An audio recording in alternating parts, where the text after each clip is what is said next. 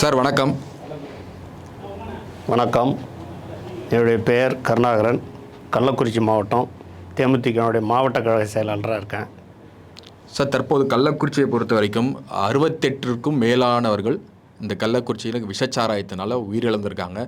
தற்போது அந்த மக்களுடைய மனநிலை எப்படி இருக்குது? கள்ளக்குறிச்சி மக்கள் இப்போ என்ன மாதிரியான மனநிலையில் இருக்காங்க சார்? சார், இந்த திராவிட முன்னேற்ற கழகத்தினுடைய ஆட்சி பொறுப்பேற்ற பிறகு இந்த 3 ஆண்டுகளுக்கு மேலாக தமிழகம் முழுவதுமே போதைப்பொருட்கள் தலைவிரிச்சாடுது. அந்த அடிப்படையில் இப்போ கள்ளக்குறிச்சி மாவட்டத்தில் எடுத்துக்கிட்டிங்கன்னா, கள்ளக்குறிச்சி நகரத்தினுடைய மையப்பகுதியிலேயே கள்ளச்சாராயம் விற்பனை செய்து கொண்டு இருந்திருக்கிறார்கள். அப்படி இருக்கிற சூழ்நிலை காவல் நிலையம் பின்புறம், அதே மாதிரி அந்த பகுதியில் அரசு அலுவலகங்கள், கோர்ட்டு வளாகம் இதெல்லாம் இருக்குது. அந்த ஏரியாவில் கள்ளச்சாராயம் புழக்கத்தில் இருந்திருக்குதுன்னு சொன்னால், இது ஆட்சியாளர்களுடைய மெத்தன போக்கு, அதிகாரிகளுடைய மெத்தன போக்கு, இவையெல்லாம் சேர்ந்து தான் இன்றைக்கு 69க்கும் மேற்பட்ட உயிர்கள் பலியாகி இருக்கிறது. அந்த பகுதியில் இருக்கிற மக்களுடைய வாயை அடைப்பதற்காக அரசாங்கம் 10 லட்சம் ரூபாய் நிதியை முதற்கட்டமாக ஒதுக்கி, அதுவும் காசோலையாக பெறுவதற்கு அவர்களுக்கு ஒரு செக்கு கொடுக்கறதுக்கு பதிலாக டிடியாகவே, அதாவது பாதிக்கப்பட்ட நபர்கள் எந்த ஒரு சூழ்நிலையிலையும் இதை முன்னெடுத்து ஒரு ஆர்ப்பாட்டமோ போராட்டமோ நடத்தி மக்களுடைய கவனத்தை ஈர்க்கக்கூடாது என்கிற ஒரு நோக்கத்திற்காக அவர்களுக்கு டிடியாக உடனடியாக அந்த கொண்டு போய் கொடுத்தா உடனே பணத்தை கையில் வாங்கிக்கலாம். ஏன்னா எல்லோருமே ரொம்ப பின்தங்கிய வகுப்பினர், ரொம்ப பாதிக்கக்கூடிய ஒரு சூழ்நிலையில் இருக்கிற ஒரு ஏரியாவில் இருக்கிறவங்க, தினக்கூலிகள், அவர்களெல்லாம் அந்த பணத்தை பார்த்த உடனேயே இந்த பணம் நமக்கு போதும், அதனால் அவங்க பாதிக்கப்பட்டாலும் பரவாயில்லைன்ற ஒரு சூழ்நிலையை உருவாக்கியது இந்த ஆட்சியாளர்கள்.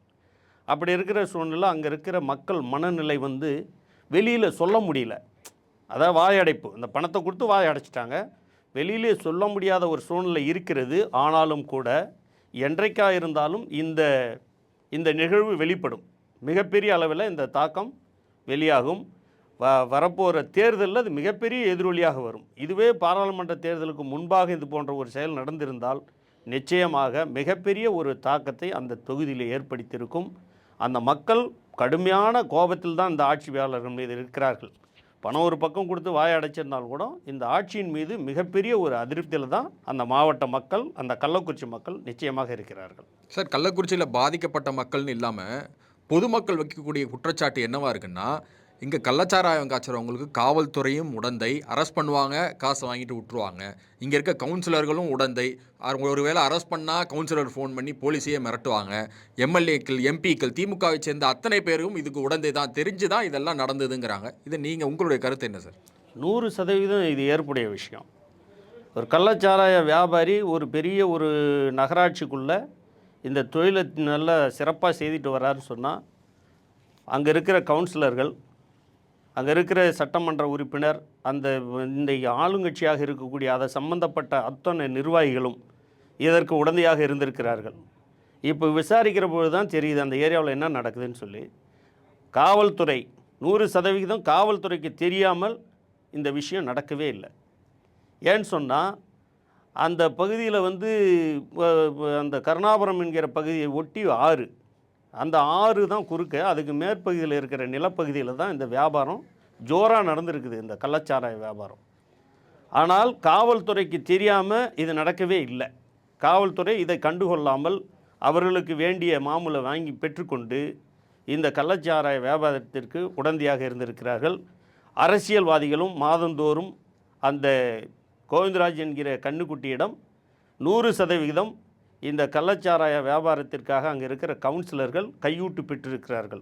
அவர்களிடத்தில் வற்புறுத்தி வாங்கியிருக்கிறார்கள். அங்கே இருக்கிற இன்னும் சில கூட்டணி கட்சி, திமுகவுடைய கூட்டணி கட்சியில் இருக்கிற முக்கிய நிர்வாகிகளும் அந்த வியாபாரியிடம் கையூட்டு பெற்றிருக்கிறார்கள்.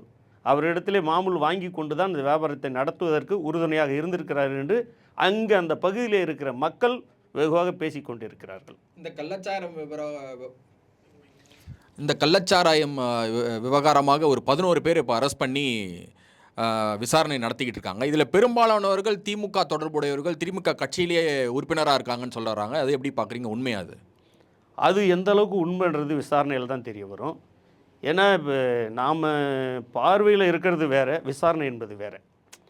அவர்கள் திராவிட முன்னேற்றக் கழகத்தை சேர்ந்தவர்களாக இருக்கலாம். ஏன்னா அவர்களுடைய சூழ்நிலைக்கு என்ன தெரிஞ்சதோ அவர்கள் அந்த தொழிலை செய்திருக்கிறார்கள். ஆனால் அவருக்கு உறுதுணையாக இருந்தவர்கள் அத்தனை பேரும் திராவிட முன்னேற்றக் கழகத்தைச் சேர்ந்தவர்கள்.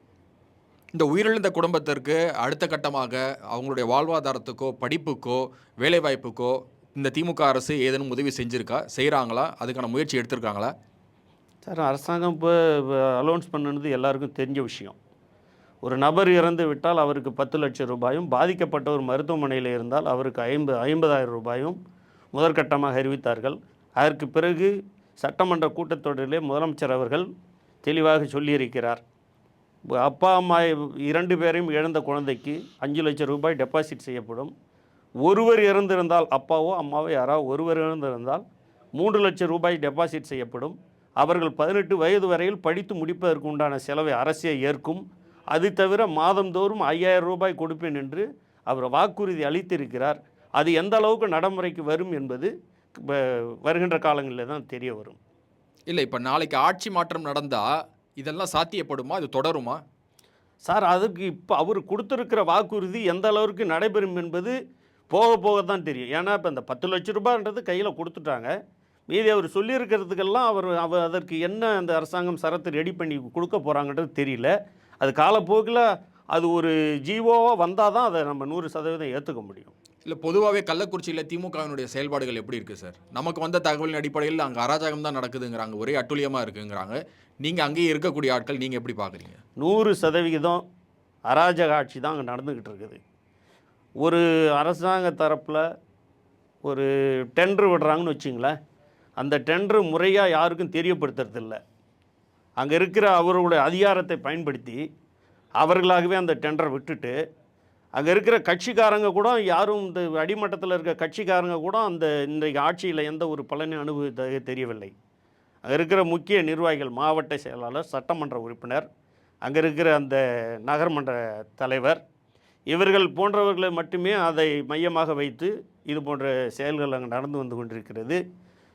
ஒரு நகராட்சிக்குள்ளே ஒரு தார் சாலை அமைக்கிறேன்னு சொன்னால் கூட ஒட்டுமொத்தமாக, அதாவது அவங்களுக்குள்ள ஒரு ஒப்பந்தம், இந்த வேலையை நான் செஞ்சுக்கிறேன், இந்த வேலையை நீங்கள் செஞ்சுக்க, இதில் வர கமிஷனை நீங்கள் வச்சிங்க, இதில் வர கமிஷன் நான் வச்சுருக்கேன் அப்படின்னு சொல்லிட்டு, இந்த பொங்கல் தீபாவளி விசேஷ நாளில் மட்டும் அந்த கட்சிக்காரங்களை கூப்பிட்டு ஒரு 10,000 5,000 அவங்கவுங்க பதவிக்கு ரப்பால் கொடுத்துட்டு, மற்றது எல்லாத்தையும் இவங்களே தான் சுருட்டி இப்போ அரசாங்க சொத்தை நாசம் பண்ணுறாங்க. அந்த தொகுதியை, அந்த கள்ளக்குறிச்சி மாவட்டத்தை பொறுத்தவரையிலும் அங்கே திமுககாரருடைய அராஜகம் தலைவிரித்து ஆடுது. எல்லா துறையிலையும் அவங்க கையை வைக்கிறாங்க.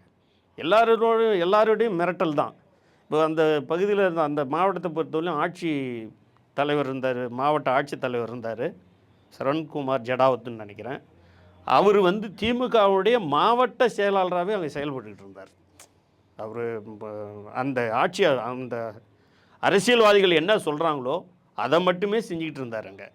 அங்கே இருக்கிற எஸ்பி ஒருத்தர் புதுசாக வந்தார். அவர் அந்த மாவட்டத்தை பற்றி தெரியறதுக்குள்ளேயே அவர் வந்து இந்த சூழ்நிலை வந்தோடனே அவரை வந்து பணியிடை நீக்கம் செஞ்சுட்டாங்க.